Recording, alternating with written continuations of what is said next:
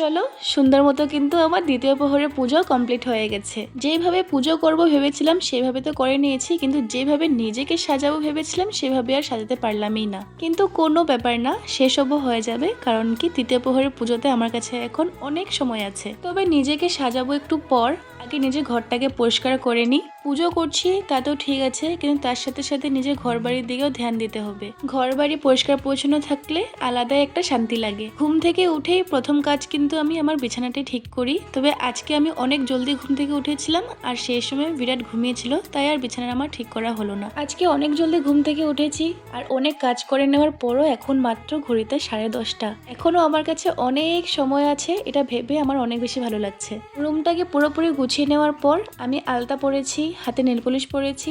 সেসব ভিডিও তোমাদের সাথে শেয়ার করা হলো না। আলতা নেল পলিশ লাগিয়ে আমি কিন্তু সোজা উপরে এসে পড়েছি, কারণ আস্তে আস্তে তৃতীয় প্রহরের পুজো করার সময়ও এসে পড়ছে।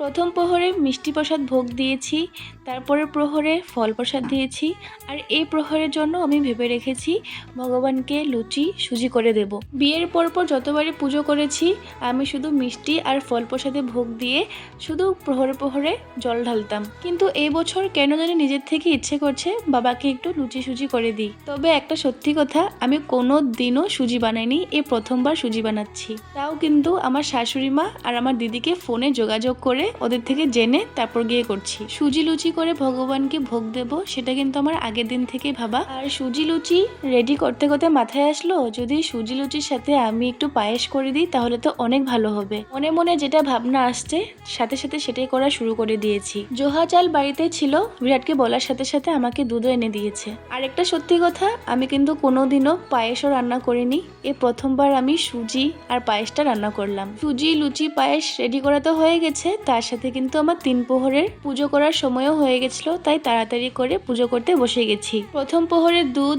দ্বিতীয় প্রহরের দই, আর এই প্রহরে কিন্তু ঘি দিয়ে বাবাকে স্নান করাচ্ছি। ওই একইভাবে প্রথমে গঙ্গা জল দিয়ে স্নান করিয়ে তারপরে ঘি মাখিয়ে দিয়ে তারপর পরিষ্কার জল দিয়ে বাবাকে পুরো পরিষ্কার করে দিয়েছি। তারপর একটু চন্দন পরিয়ে দিয়ে বেলপাতা তেল অর্পণ করে তার সাথে একটা সুন্দর ফুল অর্পণ করেছি, আর তার সাথে একটা ফল অর্পণ করেছি। আমি নিজেও ভাবতে পারিনি সবকিছু এত সুন্দরভাবে আর সবকিছু এত সময়ের মধ্যে আমি করতে পারবো। যতবারই আর যাই আমি ভোলে বাবাকে ভোগ দিচ্ছি, সেটাই কিন্তু আলাদা করে আমি আমাদের রাধা মাধবকেও দিচ্ছি। তবে রাধা মাধবকে দেওয়া ভোগগুলো আমি কিন্তু তুলে নিচ্ছি, কিন্তু ভোলে বাবাকে দেওয়া ভোগগুলো আমি কিন্তু একটাও তুলছি না। কারণ আমার মাকে দেখতাম বাবাকে যতবারই ভোগ লাগাতো, যতক্ষণ চতুর্দশী না ছাড়তো সে ভোগ কিন্তু তুলতো না, আর সেইভাবে আমিও করার চেষ্টা করছি।